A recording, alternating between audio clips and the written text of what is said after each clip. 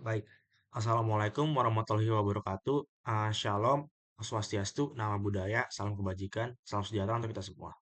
Sebelumnya, perkenalkan nama saya Girfiman Merawis dengan NIM 1362401. Saya merupakan salah satu anggota dari kelompok 3, kelas 48, kelas Bahasa Indonesia.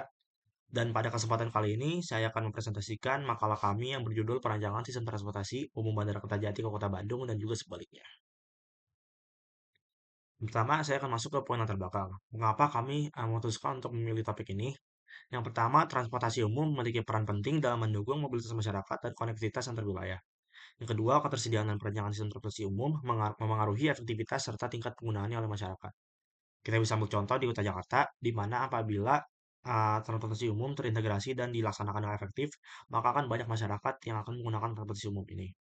Kemudian yang ketiga, Bandara Internasional Kertajati dibangun sebagai bagian dari pengembangan sistem transportasi udara di Jawa Barat. Sebagai informasi, Bandara Internasional Kertajati ini mulai dibangun dan resmi dioperasikan pada tahun 2018. Dan semenjak tahun 2018 itu, dalam pelaksanaannya, Bandara Kertajati mengalami penurunan jumlah penumpang.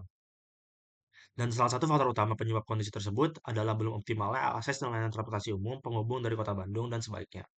Dan yang terakhir, keterbatasan aksesibilitas ini berdampak pada rendahnya minat masyarakat untuk memanfaatkan Bandara Kertajati. Dari latar belakang tadi, kelompok kami merumuskan masalah menjadi dua bagian. Yang pertama, bagaimana perbandingan biaya, waktu tempuh, dan aksesibilitas antara berbagai moda transportasi umum pada rute Bandung, Bandara Kertajati sebaliknya. Dan yang kedua, bagaimana strategi perancangan transportasi umum penghubung yang dapat diterapkan untuk mengoptimalkan pemanfaatan Bandara Kertajati. Dan berdasarkan rumusan masalah kami memiliki tujuan penelitian yang kami bagi menjadi dua juga dan berhubungan dengan rumusan masalah yang sudah kami buat tadi. Yang pertama adalah tujuan dari penelitian yang pertama untuk mengidentifikasi dan menganalisis perbandingan biaya, waktu tempuh, dan aksesibilitas dari berbagai moda transportasi umum pada rute Bandung ke Kertajati dan juga sebaliknya. Dan yang kedua adalah untuk merumuskan rekomendasi strategi peningkatan jaringan transportasi umum penghubung guna mengoptimalkan pemanfaatan Bandara Kertajati. Sebelumnya, kami memiliki alasan teori yang tentunya menjadi inti dari topik penelitian ini. Kami bagi menjadi empat. Yang pertama adalah bandar udara. Bandar udara atau yang disingkat dengan bandara sebagai simpul transportasi dan penghubung antar moda. Dan bandar udara berperan dalam ekonomi, pariwisata, dan konektivitas wilayah. Kedua adalah transportasi umum. Transportasi umum melayani masyarakat secara bersama dan efisiensi bergantung pada rute, jadwal, integrasi, dan juga keterjangkauan. Kemudian Bandara Kertajati, seperti yang sudah saya sebutkan tadi, Bandara Internasional di Majalengka ini sudah beroperasi sejak tahun 2018. Dan target awal adalah 12 juta penumpang dan realisasinya sangat rendah. Saat ini, Bandara Kertajati hanya melayani satu rute internasional dari Kertajati ke Singapura, yaitu dengan maskapai Scoot, dan rute ini hanya berlaku pada hari Selasa dan juga Sabtu. Kemudian Kota Bandung merupakan kota metropolitan padat penduduk, dan Kota Bandung memiliki peran besar sebagai pasar utama Bandara Kertajati. Setelah kami menyusun alasan teori, kami melakukan observasi yang kami lakukan pada Sabtu tanggal 6 Desember 2025. Dan hasil observasi kami bagi menjadi empat poin utama. Yang pertama, transportasi umum didominasi oleh shuttle dan travel, jadi tidak ada kereta maupun bus. Yang kedua, frekuensi dan armada terbatas. Dan yang ketiga, seperti sebelum tadi, bus Damri dan dari rute lain sudah tidak beroperasi. Dan yang terakhir adalah aplikasi Moveit. Sebagai informasi, aplikasi Moveit ini biasanya digunakan untuk melihat transportasi umum apa saja sudah beroperasi pada rute ini. Dan aplikasi Moveit tidak menunjukkan rute ke Bandara Kertajati. Selanjutnya, selain kami melakukan observasi, kami mewawancarai penumpang dan juga ahli moda dan petugas di Information Center. Berikut merupakan ringkasan dari hasil wawancara yang telah kami lakukan. Dari penumpang pertama sendiri, penumpang menyatakan bahwa penggunaan transportasi umum menuju Bandara Kertajati dinilai kurang praktis karena keterbatasan pilihan, moda, waktu tempuh yang relatif lama, serta kurangnya kepastian jadwal keberangkatan. Sehingga kendaraan pribadi menjadi pilihan utama dari penumpang pertama. Kemudian penumpang kedua menilai bahwa akses transportasi umum menuju Bandara Kertajati belum terintegrasi dengan baik antar moda, khususnya dari pusat kota Bandung. Hal ini menyebabkan perjalanan menjadi tidak efisien dan kurang nyaman bagi pengguna.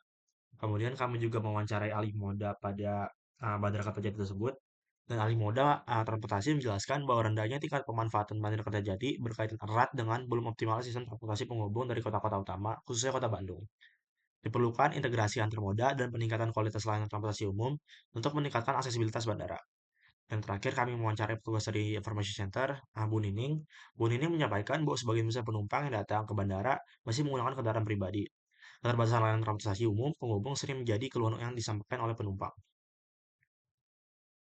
Oke, setelah kami melakukan observasi dan juga wawancara, kami juga melakukan studi literatur. Dan studi literaturnya bisa dibagi menjadi tiga poin utama.